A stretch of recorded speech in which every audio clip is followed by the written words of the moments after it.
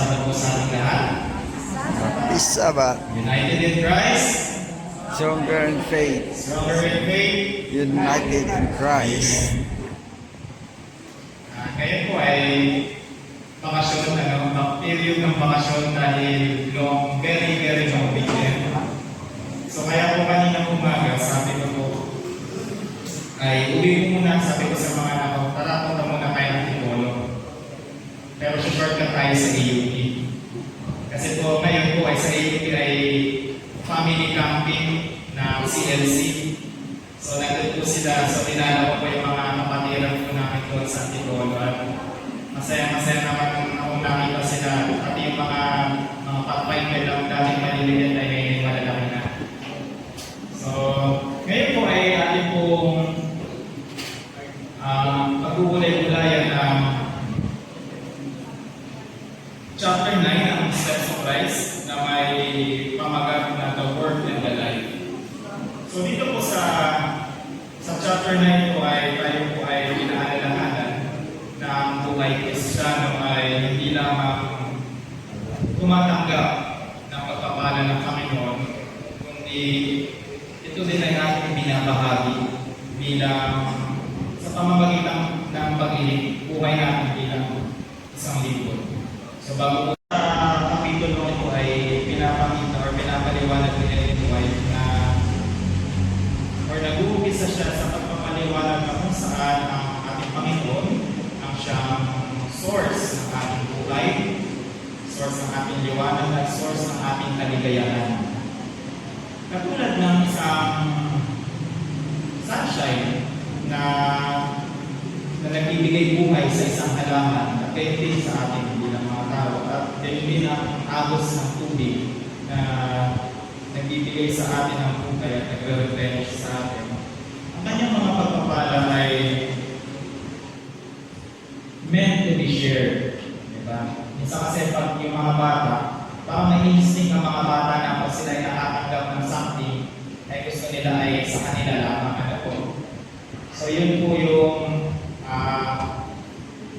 sa nature ng tao, di ba? Parang medyo medyo gusto natin pakakit.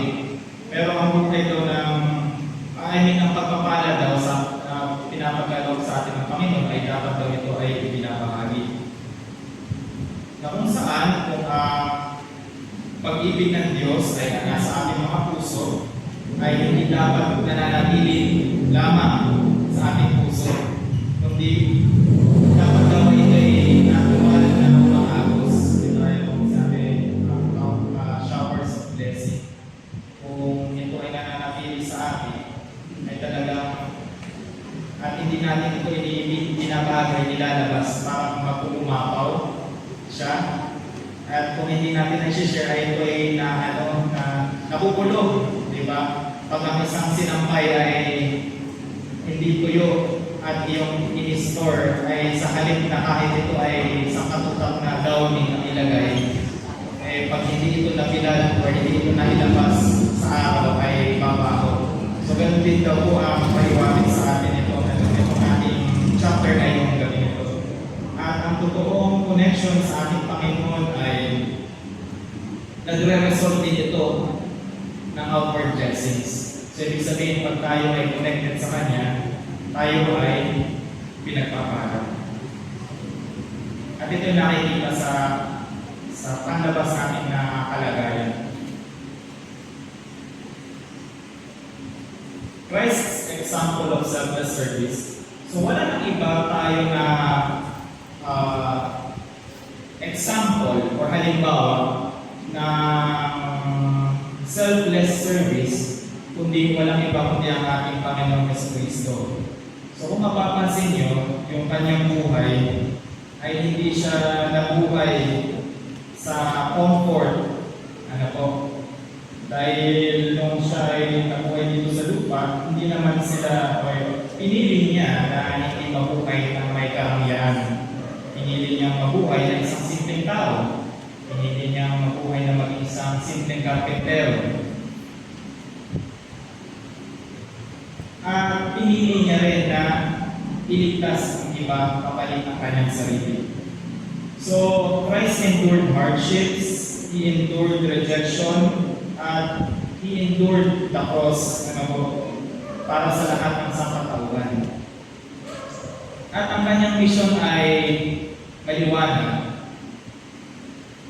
He came here on this earth not to be served, but to serve. So ito yung pattern, ayon sa Matthew 20 verse 28. Ito yung pattern na tinatawag niya sa atin na come, follow me. Having a self-sacrificing service.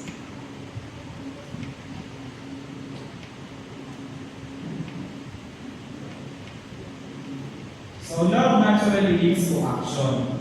So ang pag-ibig natin kay Kristo ay hindi dapat ito itinatago. Dahil sabi dito, kung ang pag-ibig na ni Kristo ay siya ang pumupuno sa ating puso, hindi dapat ito itinatago. Bagkus, ito ay nakikita sa paraan. Ito ay nakikita kung paano ka nagpapakita ng kabutihan, ng kaawaan, kindness, compassion, at desire na tumulong sa ibang tao. So ito ay it is the natural manifestation of the Christ's love for us. So natural siya, hindi ito pang-photo-ops. Kundi natural ito, may camera man o wala, pero man nakatingin o wala, ito ay natural na umaagos sa atin, kung nasa atin ang pag-ibig ng Panginoon. So si Ellen White, ito ay kinumpara sa isang bukal. Diba yung sa probinsya, yung masarap uminom sa bukal ng tubig. Kasi may kakaiba siyang lasa. Ayun yung totoong tinatawag ng mineral water. Hindi yung nasa bote. Yung bukal, kahit takpan mo siya, i-plug mo siya, talagang aagos at aagos siya. So yung kinumpara ni Ellen White ay yung daw pag-ibig na yun ay kinumpara sa isang spring, sa isang bukal sa desyerto, di ba? Alam natin ang desyerto ay tuyo, pero ang bukal ay may tubig. So talagang ito ay magbibigay ng buhay at refreshment sa mga nangangailangan. At ang totoong pag-ibig or yung tinatawag na genuine love ay it always leads into action. Hindi lang ito nananatili sa ating sarili.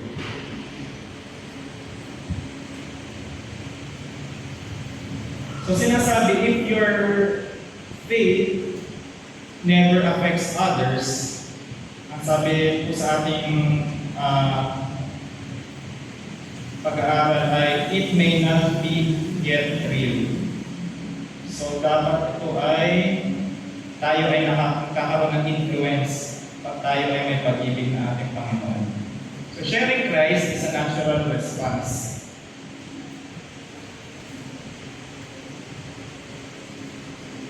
So kung totoo natin, di ba sa isang mabuting balita, hindi natin napipigilan na ito ay i-share sa ibang tao. Lalo na po ang balitang ito ay na-move ka itong good news na ito. So kagaya ng mga disciples na na-move, hindi sila takot. Dati nung pagka-ascend ni Christ sa heaven, they were fearful dahil wala na yung kanilang master. But when they received the outpouring of the Holy Spirit ng early rain, ay from being fearful, ay they become fearless. So hindi sila takot i-share yung mabuting balita. It is a negative sign na ito. Just as any body needs exercise, the soul needs activity. At kung yung ating kung tayo nag-exercise, lumalakas yung ating muscle.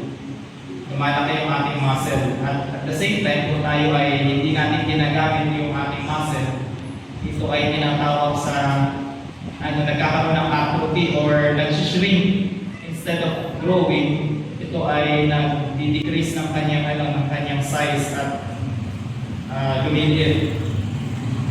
So sabi, when we actively serve others, ang ating pananampalataya ay lalong lumalakas. At kung tayo ay walang ginagawa, ang ating buhay spiritual ay humihina. So, growth comes through action.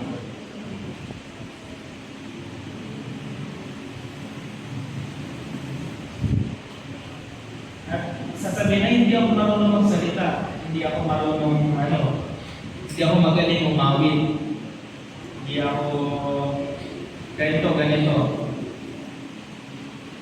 Bagamat meron tayong mga may mga limitations tayo. Diba? Ito din yung sinabi ni Moses. Panginoon, nauutal ako magsalita. Siguro totoo nga naman na gano'n siya. Meron siyang speech deficiency, hindi natin alam. Pero let's assume na gano'n nga. Pero hindi pa rin siya naging limitation upang siya ay gamitin ng ating Panginoon. So, siya ay ginamit ng Panginoon bilang isang leader, mapuno, So tayo, sabihin natin hindi ako binigyan ng gift of leadership. Pero meron naman ibang mga role na binigay sa atin. Kagaya ng pagngiti, simpleng pagngiti lang at pagbati sa ating mga kapwa, ay isa na rin itong naging ministry para sa Panginoon. So every Christian has a role in God's mission. Tayo po ay tinawag upang ibahagi ang kanyang pag-ibig. Regardless kung ano man ang posisyon natin o ano man ang talento natin. Maging ito man ay sa bahay, sa tahanan, sa ating church, sa ating school o sa ating komunidad, ay lahat ng mga areas na ito ay binibigyan tayo ng pagkakataon to serve and to witness. Dahil yung sabi natin sa yung isang English na evangelist, Gypsy Smith, sabi niya, meron 4 na gospel ng ating Panginoon, Matthew, Mark, Luke, and John. At ang ika-5 gospel daw ay ang ating buhay. Ay tanungin daw po natin ang ating mga sarili. Ang pag-ibig ba ng Diyos ay tumagaloy sa aking buhay, sa aking puso? Am I serving others tulad ng pag-serve ni Kristo sa iba? And katlo, how can I begin in my small ways to make a difference for Him? So we may choose to live a life of loving service just as Jesus did. So, dito po nagtatapos ang ating pagrepaso po sa chapter 9 ng Steps to Christ at ito po ay ating dalahin, baunin natin sa ating pananampalatayang naglilingkod sa Panginoon. Kailangan po aking dalangin sa pangalan ni Jesus.